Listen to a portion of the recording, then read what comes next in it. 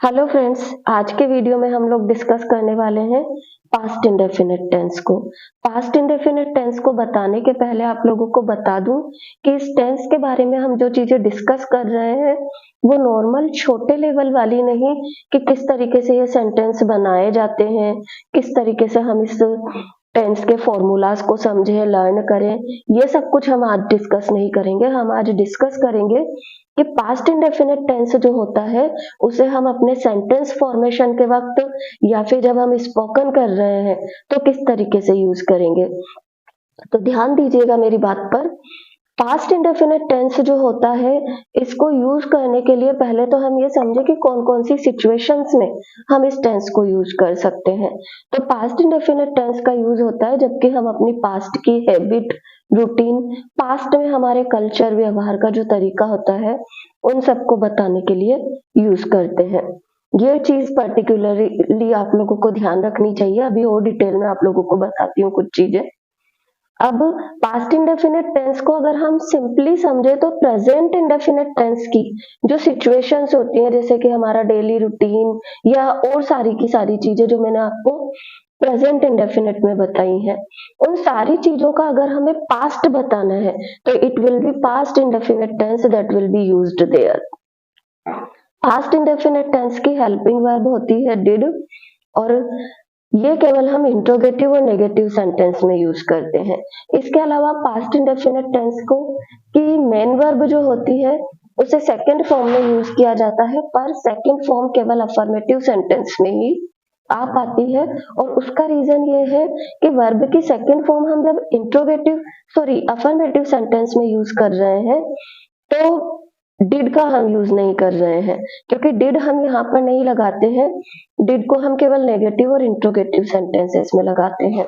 Sentences का structure वही simply आप लोगों को ध्यान रखना है। तो ऐसे ध्यान रखिए कि सब्जेक्ट के बाद आएगी हेल्पिंग वर्ब। अब पास्ट इंडेफिनिट में तो हेल्पिंग वर्ब होती नहीं है, तो अफर्मेटिव सेंटेंस में सीधे सब्जेक्ट के बाद मेन वर्ब यानी कि वर्ब की सेकंड फॉर्म और फिर ऑब्जेक्ट यूज किया जाता है। इंट्रोगेटिव और नेगेटिव सेंटेंस में हम क्योंकि डिड यूज कर रहे हैं तो डिड के साथ हम केवल नॉट का, डिड के साथ अगर हम इंट्रोगेटिव सेंटेंस जैसे नेगेटिव सेंटेंस है तो उसमें हम क्या करेंगे, नॉट का यूज करेंगे, और नॉट के साथ हम वर्ब की फर्स्ट फॉर्म का यूज करेंगे। इंट्रोगेटिव सेंटेंस में हम जब डिड का यूज कर रहे हैं तो वर्ब फर्स्ट फॉर्म में जाएगी, पर साथ ही साथ में सब्जेक्ट पीछे, हेल्पिंग वर्ब आगे आ जाएगी। ये चीज हमें खास तौर पर ध्यान रखनी है। अब बात करते हैं इस टेंस के यूजेस की थोड़ा सा डिटेल में। ये सारी की सारी चीजें काफी माइनर है, आप लोगों को अच्छे से याद भी होगी। इसके अलावा मैंने आप लोगों को अपने अर्लियर वीडियोस में ये भी बता रखा है कि इंट्रोगेटिव सेंटेंसेस जो होते हैं वो दो तरह के होते हैं। एक तो होते हैं सिंगल इंट्रोगेटिव, दूसरे होते हैं डबल इंट्रोगेटिव। तो जो सिंगल इंट्रोगेटिव होते हैं उनको हम बनाते हैं हेल्पिंग वर्ब से, और उसका रीजन ये होता है कि जब हम सिंगल इंट्रोगेटिव वाले क्वेश्चन को देखते हैं और उसका आंसर पुट करने की आप जब भी कोशिश करेंगे ना तो उस क्वेश्चन का आंसर हमेशा हाँ या ना में आता है। जैसे कि ध्यान दीजिएगा, उस समय तुम क्या कर रहे थे, तो हम ये कहेंगे कि मैं ये काम कर रहा था, मैं वो काम कर रहा था, पर हम हाँ या ना में जवाब नहीं दे रहे हैं। तो इस क्वेश्चन को जो कि हाँ या ना में जवाब नहीं दिया जा सक रहा है उसे तो हम बनाएंगे WH वर्ड से, और वो क्वेश्चन जिसका जवाब हाँ या ना में आ जाए उसे बनाते हैं हम हेल्पिंग वर्ब से। जैसे कि क्या तुम काम करते हो, तो हम जवाब हाँ या ना में ही मिलेगा। करते होंगे तो हम कह देंगे हाँ करता हूँ, नहीं करते होंगे हम कह देंगे नहीं करता हूँ, पढ़ रहा हूँ। तो ऐसी सिचुएशन जबकि आंसर हाँ या ना में आ रहा है, उस सिचुएशन में आप लोग सेंटेंस को हेल्पिंग वर्ब से बनाएंगे। और अगर क्वेश्चन का आंसर जो है वो WH वर्ड से देना है तो पहले ये देख लीजिए कि आंसर आपसे कोई डिटेल या डिस्कशन तो नहीं मांग रहा। जैसे कि हमने कहा कहाँ जा रहे हो, क्या कर रहे हो, क्यों रो रहे हो, तो जब क्या, कहाँ, क्यों इन क्वेश्चंस को पूछा जा रहा है तो उनके साथ में ये ध्यान देना जरूरी है कि उस आंसर की डिटेलिंग कितनी है। अगर डिटेल वाला आंसर है तो निश्चित रूप से उसका क्वेश्चन कैसे बनेगा, WH वर्ड से बनेगा। अब ये सारी चीजें तो हुई नॉर्मल। अब हम बात करते हैं पास्ट इंडेफिनिट टेंस को आप यूज कहाँ करेंगे।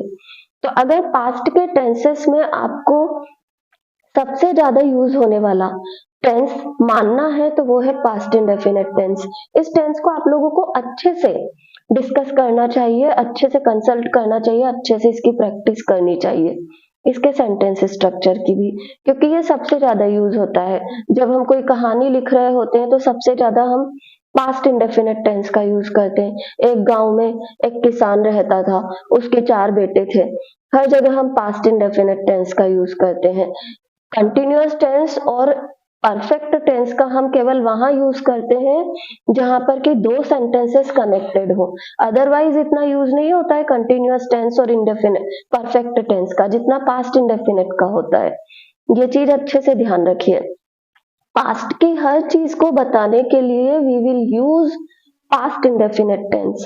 सिंपली पास्ट में जो जो चीजें हम किया करते थे, जो चीजें हुआ करती थी, प्रकृति का जो हिस्सा थी, हमारे कल्चर का जो हिस्सा थी, उन सबको बताने के लिए हम पास्ट इंडेफिनिट टेंस का यूज करेंगे। जैसे मैंने कहा कल्चर, तो कल्चर के हिसाब से देखिए, पुराने समय में तो लक्ष्मी पूजन के दिन गायों की पूजा होती थी, ये होता था, वो होता था।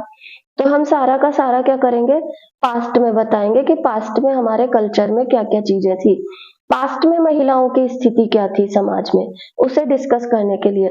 अगर हम एंशियंट पास्ट की बात करें तो एंशियंट पास्ट में महिलाओं की स्थिति बहुत स्ट्रांग थी, पर मीडिएवल टाइम में जबकि बाहरी आक्रमणकारी हमारे देश में आने लगे तो हमारी महिलाओं की रक्षा के उद्देश्य से हमने उन्हें पर्दे में रखना शुरू कर दिया।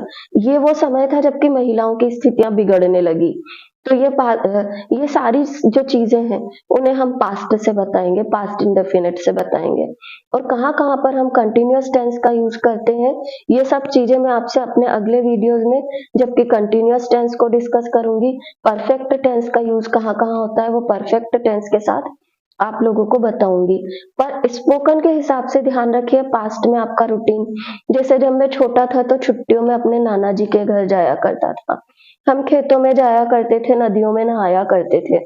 तो ये सारी चीजें क्या है, हम पास्ट इंडेफिनिट से बताएंगे।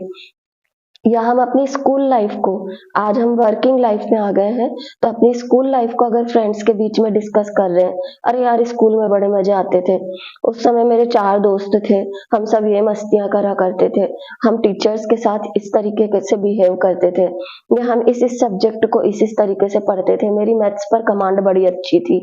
तो ये सारी चीजें जब हम डिस्कस कर रहे हैं तो हम पास्ट इंडेफिनिट टेंस का यूज करेंगे। और कहाँ कहाँ पर फिर बोलूंगी कि कंटिन्यूअस टेंस आएगा, कहाँ कहाँ पर परफेक्ट टेंस आएगा, ये मैं अपने अगले वीडियोस में आप लोगों को बताती हूँ। अभी के लिए अगर आप लोगों को पास्ट इंडेफिनिट पर थोड़ी सी कमांड बनानी है स्पोकन और सेंटेंस स्ट्रक्चर के पर्पज से, तो ध्यान दीजिएगा कि आप अपने पास्ट कल्चर पर लिख करके देखिए, बोल करके देखिए अपनी पास्ट लाइफ। आपके पिताजी जब युवा थे और नौकरी किया करते थे तो उनका रूटीन क्या हुआ करता था। आज माता जी से काम नहीं होता है, पर पहले जब उनसे काम हुआ करता था, वो चल फिर पा रही थी, अच्छे से एक्टिव थी, तो वो किस तरीके से घर को मैनेज कर रही थी, इसे आपको डिस्कस करना है। तो you will go to past indefinite tense, past tense.